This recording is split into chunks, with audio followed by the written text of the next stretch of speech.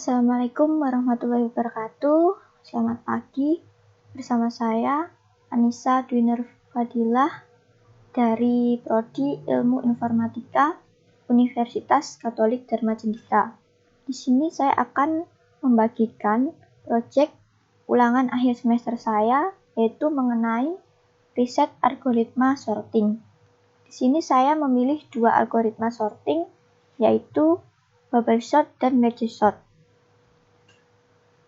Kenapa saya memilih kedua algoritma ini? Karena algoritma ini adalah algoritma yang paling sederhana dibanding algoritma lainnya. Berikut penjelasan mengenai kedua algoritma tersebut. Yang pertama adalah algoritma bubble sort, yaitu adalah suatu teknik sorting data yang bekerja dengan cara berulang kali menukar elemen yang berdekatan, dimulai dari yang paling kiri menuju ke arah kanan. Gambar pertama merupakan bubble sort dengan data atau pengurutan ascending, yaitu dari data terkecil hingga data terbesar.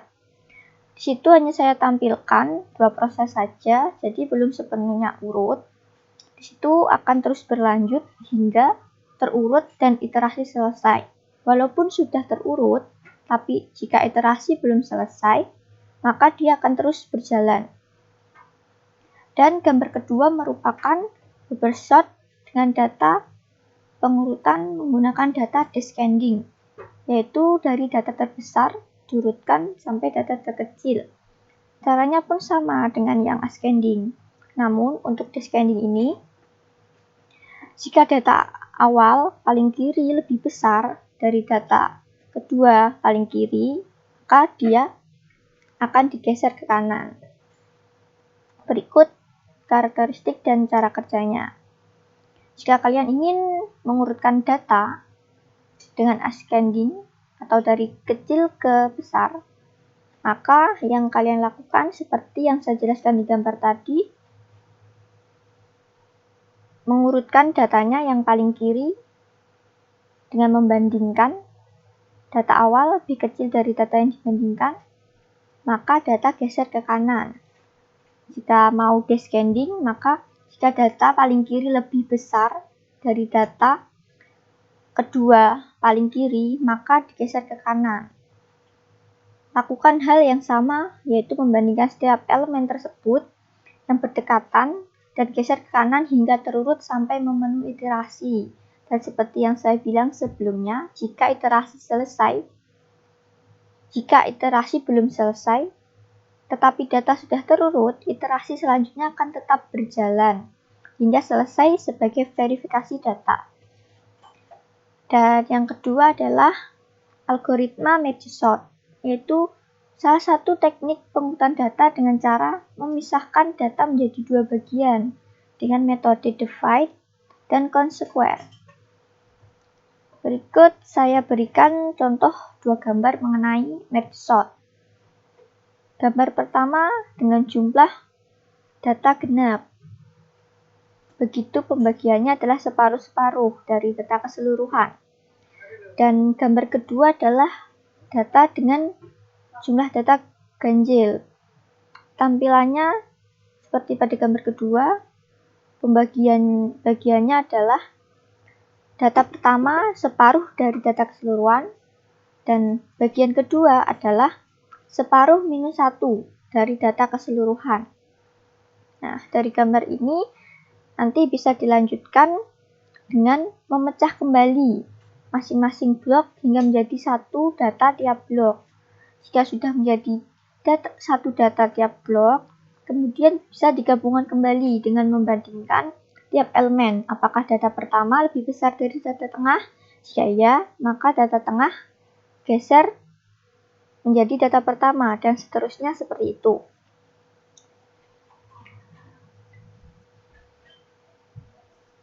Berikut saya berikan dataset dan juga skenario pengujiannya. Saya menggunakan 3 skenario pengujian. Yang pertama menggunakan data random dengan panjang denses 36. Dan yang kedua saya menggunakan data fluktuatif, yaitu data naik turun dengan panjang yang sama 36. Yang ketiga, menggunakan data yang kembar. Ada data yang kembar dalam setiap datanya dengan panjang dan size yang sama juga 36. Dari dataset ini saya juga menyertakan source code dan contoh running programnya. Berikut adalah source code untuk algoritma bubble sort. Saya mengambil dari salah satu dari dataset yang telah saya buat. Jika kalian ingin mengganti data atau jumlah panjang datanya, bisa mengganti di bagian prosesnya, di bagian inline-nya dengan source code yang sama. Ini adalah running programnya dengan 3 skenario pengujian. Di sini adalah pengujian 1 dan 2 dengan waktu yang berbeda-beda juga. Di sini adalah lanjutannya. Pengujian ketiga, waktunya juga berbeda untuk bubble sort.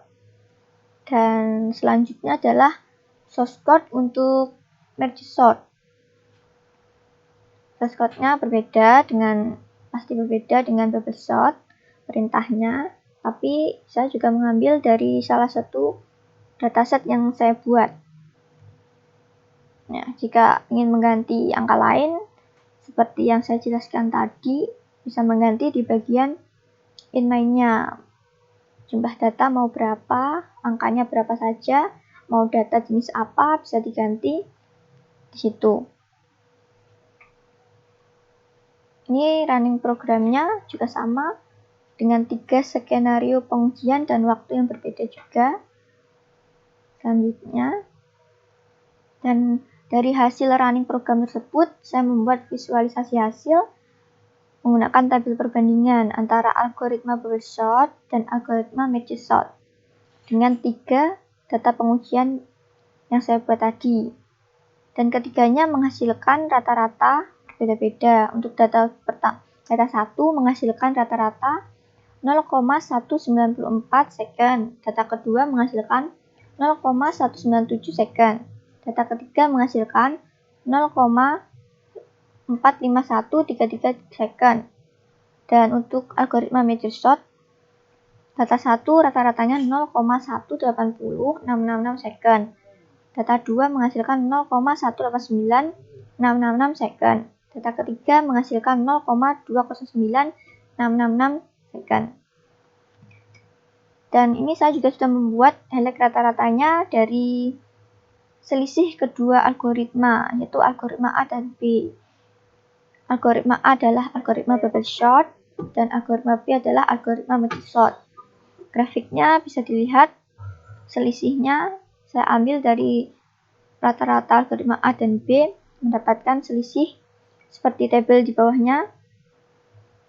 Dan dari sini saya dapat menarik kesimpulan bahwa algoritma B lebih baik berdasarkan komputasi waktu daripada algoritma A.